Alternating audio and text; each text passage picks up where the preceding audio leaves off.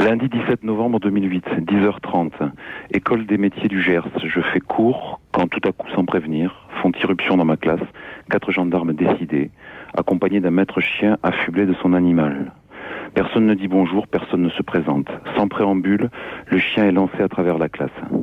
Les élèves sont extrêmement surpris. Je pose des questions aux intrus, demande comment une telle démarche en ce lieu est possible. On ne me répond pas. J'insiste. On me fait comprendre qu'il vaut mieux que je me taise.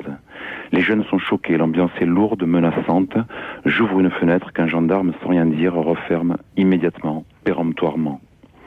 Le chien court partout, mord le sac d'un jeune à qui l'on demande de sortir.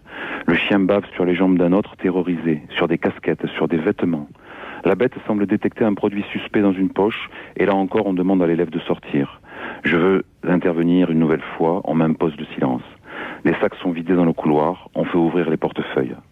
Ces intrusions auront lieu dans plus de 10 classes et dureront plus d'1 heure. Une trentaine d'élèves suspects sont envoyés dans une salle pour compléter la fouille. Certains se retrouvent en caleçon. Parmi les jeunes, il y a des mineurs. Dans une classe de BTS, le chien fait voler un sac. L'élève en ressort son ordinateur qui ne fonctionne plus. On lui dit en riant qu'il peut toujours porter plainte. Ailleurs, on aligne les élèves devant le tableau. Au dire de ceci et du prof, le maître chien lance. Si vous bougez, il vous bouffe une artère et vous vous retrouvez à l'hosto. Il y a des allées et venues incessantes dans les couloirs, des gendarmes sont en poste devant les classes. J'apprendrai par la suite qu'aucun événement particulier dans l'établissement ne justifiait une telle descente. La stupeur, l'effroi ont gagné les élèves. Ils m'interrogent une fois, la troupe partie. Je ne sais que dire, je reste sans voix.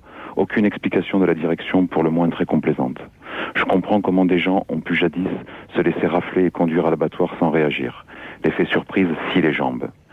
Au-delà de l'aspect légal ou illégal de la démarche, c'est l'attitude des gendarmes. Très impoli, menaçant, ironique, agressif, méprisant, sortant d'une classe de BTS en disant « Salut les filles », alors que bien sûr il n'y a que des garçons. Les félicitant d'avoir bien caché leur cam et abusé leur chien. À vrai dire, des marlous de vrais durs n'auraient pas agi autrement. C'est en France, dans une école en 2008. Je me dis que ces gens-là, les gendarmes, devraient accompagner les gens, les soutenir, qu'ils devraient être des guides lucides et conscients. Au lieu de ça, investis d'un drôle de pouvoir, ils débarquent, on dirait des cow-boys, ils terrorisent les jeunes, ils sont comme des chiens. J'aurais voulu que ça se sache, car ça arrive chez nous, dans nos écoles, et c'est franchement inadmissible. Voilà, c'est signé un professeur qui ne manque jamais de faire dans sa classe une prévention qu'il juge intelligente contre la drogue. Merci.